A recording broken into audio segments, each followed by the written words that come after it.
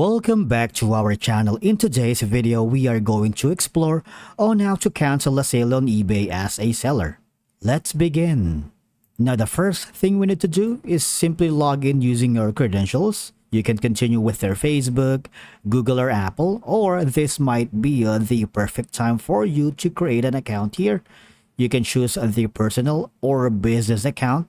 All you're gonna do is provide your full legal name, email, password, and following the on-screen instructions by clicking on the Create Account button. Okay, so as we all know, sellers are obligated to complete the sale when a buyer makes a purchase. However, there are circumstances that in which order needs to be canceled. All right.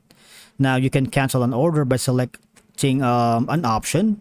Now, when you are here on your dashboard, you might want to click on the Help and Contact button in the upper side of your interface.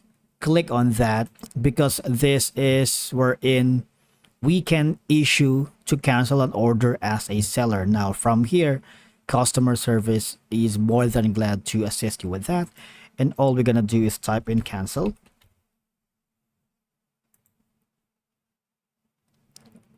So this is how sellers can cancel an order. And all you're gonna do is click this blue button here. Click on that. And if you have an items on your recent eBay activity, you're gonna see the list here. But if you haven't, just search the item by number or by name. And after doing so, all you're gonna do is click on cancel. Right?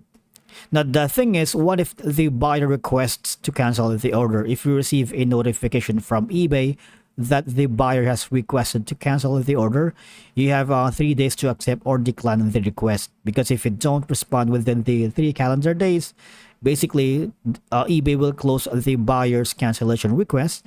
And if the buyer hasn't paid, the order will be canceled automatically. And of course, if the buyer's paid, you'll need to fulfill the order. I hope that's clear, and that's a wrap for today's video. Thank you so much for watching. We will see you in the next one.